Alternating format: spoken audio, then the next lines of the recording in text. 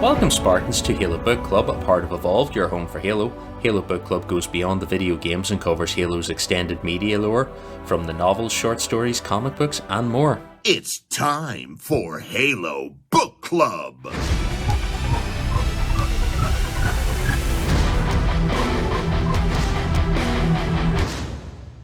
I'm your host Aaron, and with me today we've got David. Hello everybody!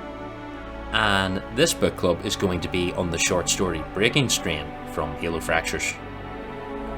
So if you haven't read that story, go and listen to it now, or read it. It's about an hour in the audiobook, so you get plenty of time there to get stuck in. Just pause this and go, and then come back. Yeah, it took me less than that to read it anyway. Yeah, took me less than an hour because I started listening to all the audiobooks in like 1.1 speed now. Makes all the subtle difference. Right, before we get started, we will get into the socials. So, if you're new to the show, welcome. This is Halo Book Club. It's part of Evolved. We host other shows. We've got Podcast Evolved, Mission Debrief, Builds with Blocks, Halo TV Plus, Halo Gear Guide, and Halo Headlines.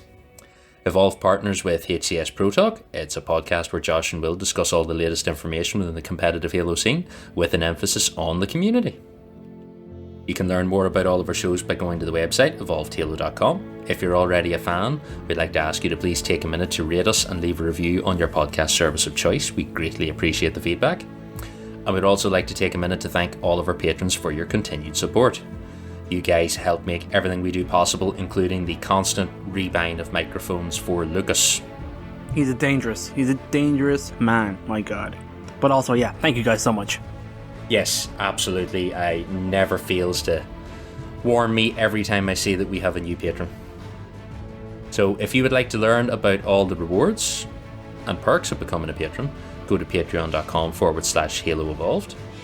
And finally, we encourage all of our listeners to support us through Audible. There you can enjoy the growing collection of Halo novels all in one place, along with various guided wellness programs, podcasts, all sorts of audiobooks. Go and use the trial, audibletrial.com/podcast evolved to start your free trial today.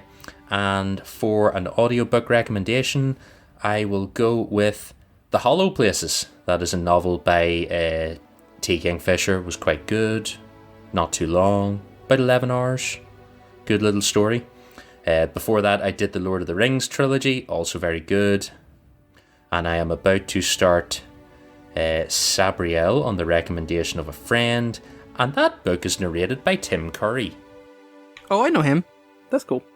That's all they had to say. It was it's Gareth Nick's book. The audiobook's narrated by Tim Curry, and I had it already redeemed at that stage, but I'm going to listen to Tim Curry read me an audiobook. So I'll tell you how that goes the next time we do a book club. If we do another book club, because we've almost run out of books. Oh, don't say that, Aaron. We are dangerously close. We are just going to have to read out recipes in the cookbook. That's what it's coming down to. I think we have one more short story and we are up to date on everything. Unless we really want to read the Spartan manual. That's madness. We might have to. I can't believe we're done. I mean, how many years have we been doing this and we haven't run out of content yet? We've completed Halo. We have. We've just about completed Halo. That's ridiculous. When they stop these when they bring out the last couple of new novels, we're done. Everything's finished. We can quit happy. I will bounce through some book info, and then I'm hoping David will take the lead in this story, because as we've learned with the multiple attempts to record this so far this evening, my brain not working 100%. So, this story is called Breaking Strain. Like we said, it's from Halo Fractures. The author is James Swallow. He is famous for many things, including Star Trek novels, Warhammer novels, and the initial script on a couple of episodes of Voyager. May or may not have looked up his Halopedia entry before this. The publisher is Gallery Books. It is available in all formats. The release date is September 20th, 2016.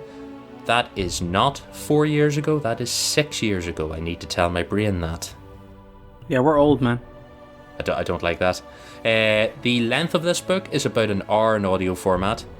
Yeah, I've no idea page-wise. I only have it in Kindle. I think for an hour, yeah, like 60, 50 pages is probably like a good hour. I feel like that's probably a safe bet. Yeah. It's your standard short story size for the Fractures. It's not particularly long. Yeah, it's a good chunk. And then a little bit of a summary here. Breaking Strain is one of several short stories in Halo Fractures, written by James Swallow, takes place in the immediate aftermath of the Human Covenant War in 2553. The story follows the crew of the shipwrecked UNSC Dark Was the Night and their uneasy coexistence with the small colony of Losing Hand. So this timeline, like we said, it's 2553, that's the Halo 3 era. The location is the planet, or the colony Losing Hand. I'm not actually sure. Did they give the planet name? No, they didn't. They just referred to it as Colony Losing Hand. I looked it up to see if we could find any other location-based thing, but I couldn't find anything about it. Yeah, it's an outer rim or outer world colony, that's about it. It's far out. Like, it makes Venezia look like a bustling inner planet. By comparison. So suppose we dive into roughly what this story is. So yeah, I can do that. It's actually a really good story. I remember bits of it, but not the ending. I think the ending is like not at all what I was expecting. But essentially, we're thrown in the midst of a situation that has already occurred. You have the ship. God, I'm blanking on its name straight away. The Dark Was the Night, which is a badass name for a ship, crashed into this colony. It was under attack by the Covenant, then it entered subspace, but got like severely damaged just as it entered. So it dropped out. It doesn't have an AI. They lost their AI. The pilot had to crash landed on this colony and tried really hard not to hit everything, but destroyed their wind turbines. And so in the aftermath, he became the captain because he was the kind of obviously the highest ranking surviving officer, and to lead the survivors. And then the town nearby, because they lost their power, he felt bad, so he kind of like set up a way that the power is siphoned from the ship, empowers the town. And then you have a group of survivors that live on the ship, soldiers UNSC, waiting for rescue. And you have the survivors of the town, or the township essentially, just trying to have their lives. And they're very much anti-UNSC. They're out here in the Outer Rim, on the colony called Losing Hand, to be by themselves. They're very much your standard anti-UNSC people, essentially, in Halo. You've known them, you've read them before. And that's kind of where the story places us, with these two groups of people, kind of how they're getting on with each other, or not getting on, which is pretty cool. It's also revealed to us a little bit into the story that there is a Spartan here that literally just got up and left. This ship's it implies that the ship's mission was to bring this Spartan back to Earth, wasn't it? It's like a military transport. I think he says at one point he was part of a chain of ships bringing him back to Earth. So Kevin is the Spartan. He's a Spartan 3. He's part of the Alpha class. So he's A282. So I think they said the Dark Was the Night was bringing him on part of the way back. He was on some sort of like big Oni mission that went really badly wrong. They mentioned that like the only thing Leon knows about it is that a lot of Oni officers ended up in hospital, and that was it, with a lot of injuries. So, and that Kevin's armor's like badly damaged and he has bad fresh facial scarring, and that's about it. So like they were bringing him back, they happen to get attacked. It sounds like they get shot through the computer core as they enter slipspace, and that's what killed the AI. Yeah, and a lot of their main systems. Yeah, and then Leon was the pilot, he was the helmsman, so he was the one that crash landed the ship. And then he's unfortunately like the man in charge, and he was, what do they call him? They have a name for him, like was it like a waiting officer or a serving wait officer? Like he was just like putting his time in till he could get out. Exactly, he was just going into retirement, and then the Covenant War hit, so like he's not... There's a lack of respect they really show him, the crew. They're not too impressed by him. Tensions are pretty high between the group and the town. And there's a few interesting characters thrown in here. So we have like the leader of like the rabble is a guy named Ryan, and he's a sister named Aoife. There's a funny bit of dialogue about Aoife introducing himself to Darren, and it's pretty much saying, don't even try to say my name, you'll make a mess of it. But obviously we're Irish, so we know how to say the name, and James is English, so he probably knows how to say the name. Best of luck with any of the rest of you lads figuring it out, just reading it from text. Yeah, I had to wind the tape back because they were like, oh yeah, my name's Aoife, don't try to pronounce... And I rewinded back and was like, did she just say Aoife? That's not a particular... And I was like, oh no, you're Irish. Please remember that people can't pronounce things like Nev. and they're really confused all the time. So yeah, it's Aoife. It's fine. Yes, it doesn't look like how it sounds, but it's Aoife. It's a weird thing to throw into a Halo novel, but it's there. And pretty much like the town, they're fighting each other, they're getting drunk, they're like trying to like pretty much live, but like not really like each other, not really respect each other.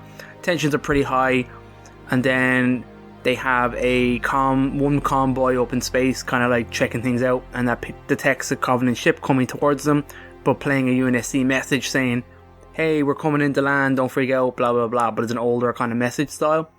Because the guy Darren gave access to the convoy to everyone on the planet, they're kind of like, "Hey, look, we're cool, we're nice." They also know about it in real time, so everybody starts panicking over the Covenant coming. Oh my god, there's a big town meeting. They are not impressed with your man. They have no interest in anything he's really saying, and your man Ryan is really building up to like attack. And then Aoife pretty much gives the captain a heads up, saying, "Listen, my brother's crazy, but there's others out there who aren't as vocal but are just as crazy, so just be careful, they're going to try and take the ship." Darren is kind of like, "Oh, good to know, what can I do here?" So he's struggling really to figure out like what to do, where to balance. So he tries to recruit Kevin back in, but Kevin is like very much a damaged Spartan, and it implies mentally too, and that he's just like not feeling it. He doesn't want to have anything to do with them. He has a conversation where he uses the threat of the Spartan. He's like, the Spartan won't let you take the ship, and he's in the back of his mind, he's like, I can't get the Spartan to do shit he doesn't want to do. But he goes off to talk to Kevin, and you get sort of Kevin's part of the conversation. He's like, "No, I am a very specific type of weapon, and if I'm around, people will get hurt." Like, he's traumatized by the fact that this Oni team were injured on his watch, and it sounds like whatever defensive actions he may have had to take on this mission may have been responsible for it, and he's not coping with that.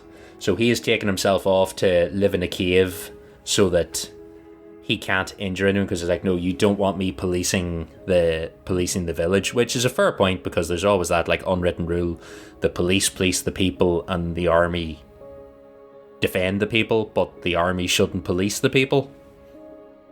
Because Kevin's one training is kill first, ask questions later, but they end up having to go to this. I like the touch. When the story starts off, there's been a bit of vandalism, and Aoife has spray painted a few swear words on the side of the ship. Oh, yes. Darren has to bring her back. That's the first time he talks to Ryan.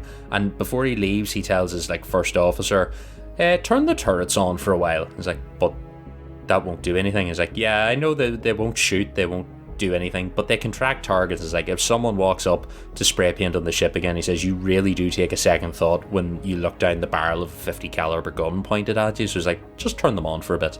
Yeah, that's obviously a really important point, that they're bluffing with the townspeople, because obviously there's way more townspeople than there are Marines or UNSC personnel, so they're like keeping the peace almost with the unveiled threat, or veiled threat, I suppose, of we have big guns and you don't.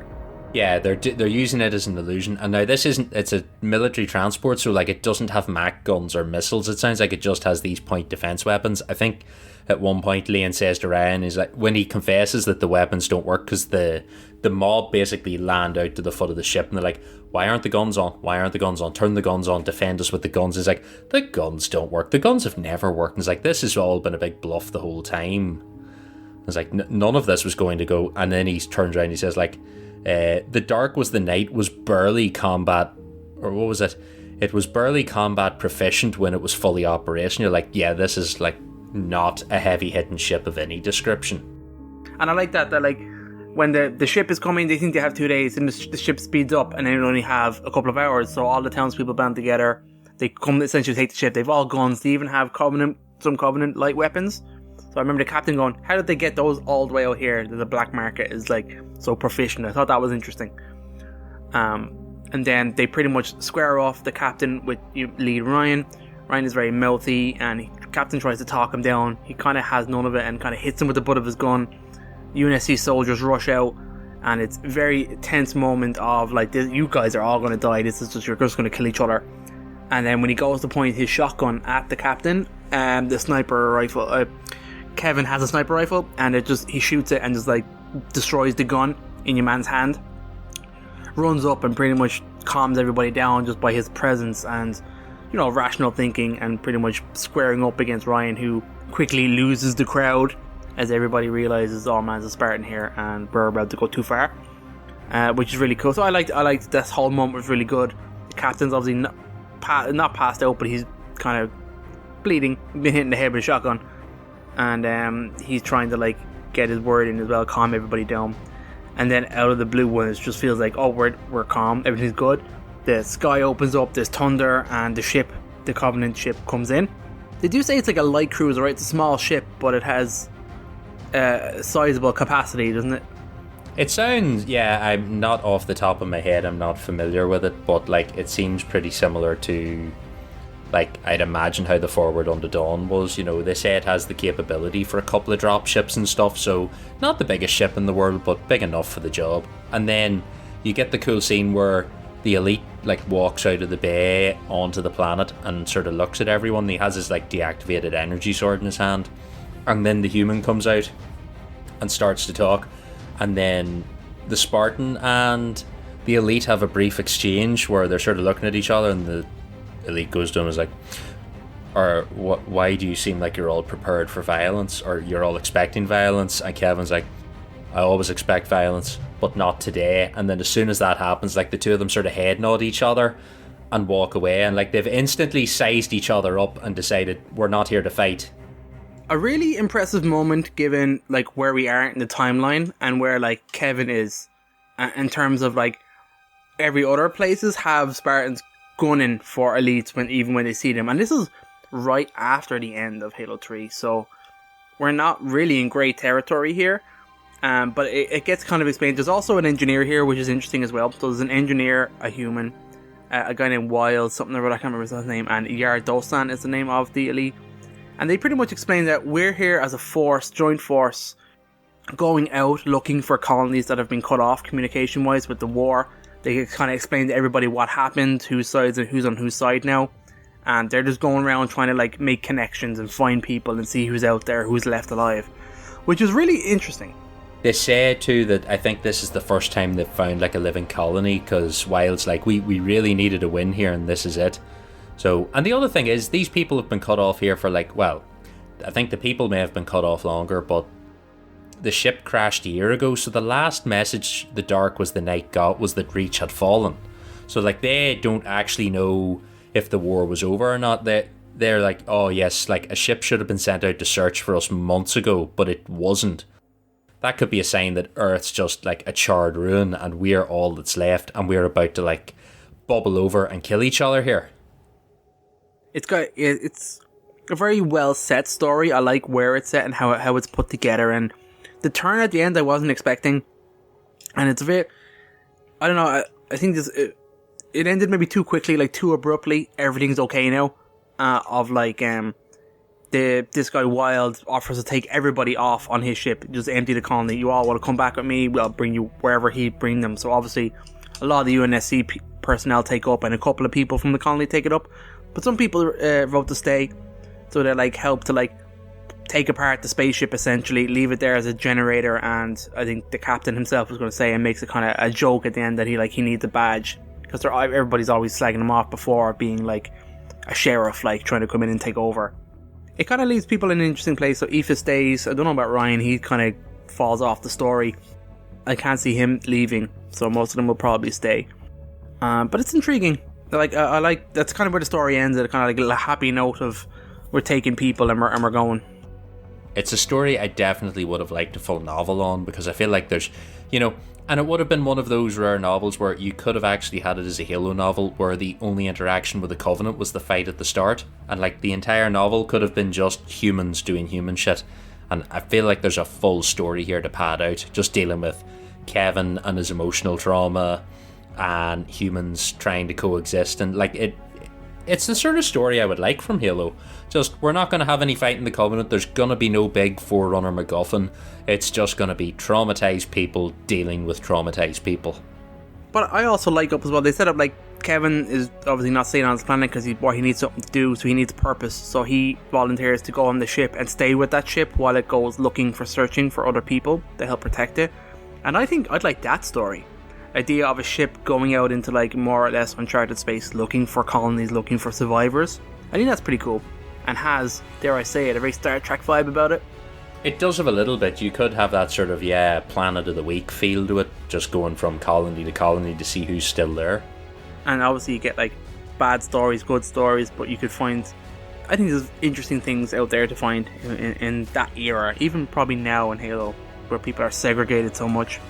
Yeah, I feel like not every Halo story has to be about the big Forerunner MacGuffin, and sometimes they lose a little bit of track of that, because everything lately's been a pretty big story.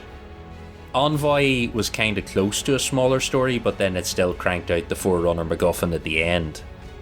Oh, the big world-ending threat, yeah. So, I would like a smaller stakes Halo story. Like, this has good potential. Which I suppose makes sense, because he's written a lot of novels and TV stuff as well, so he has like a skill for building a world quickly, because you need that for TV. And he did a great job integrating himself into Halo here. Yeah, I enjoyed this story. Any other thoughts? Do we have any... we have a little trivia. There's two small bits of trivia which are like really Halo nerdy things, so they made me chuckle. Like the first one is that when Darren first sees a slight list with the Hergok, he says, the Covenant call them engineers, but it's actually backward. We don't call them, humans call them engineers. Hergok is their name for Covenant.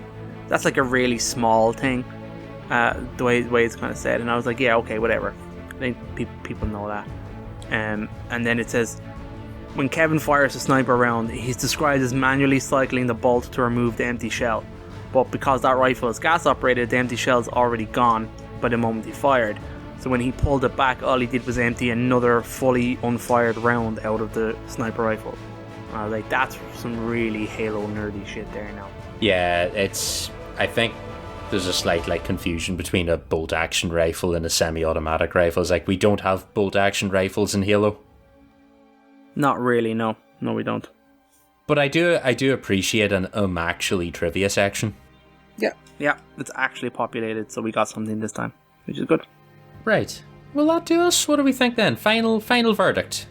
Final verdict is one of the better stories for sure. I remember bits of it. I didn't really remember. I'm not mad on the end because it's kind of a bit abrupt for me. I'd liked a bit more, but I suppose that's the negative, is that I'd like more of it. Do you know what I mean? So I guess it is a pretty good story. I like it a lot. All right. Well, I think in that case we will just leave it. That's pretty good, pretty solid. It'll do. We should have one more short story Halo Book Club coming up, and then we've got to wait for new Halo books. We are at that stage. We are so close, guys. I can taste it. Yay, we won. Yay, we did. Alright, well in the meantime then, thank you for joining us. Like we mentioned at the top of the show, you can get every episode of all of our shows over at the website evolvedhalo.com. It also features links to our Discord server, Facebook group, Patreon page, Xbox Live Club, and all of our contact info. Once again, shout out to all of our patrons for supporting the show and helping make everything possible. Head to patreon.com/Halo Evolved to learn more. And finally, if you want to leave us a voicemail about this episode, any other episodes, or general Halo thoughts, or non-Halo thoughts if you want, because we listen to them all, even if we don't put them on the show, you can call us on 205-EVOLVED, that's 205-386-5833. And with that, I have been your host Aaron, and until next time, evolved. Evolved. Evolve.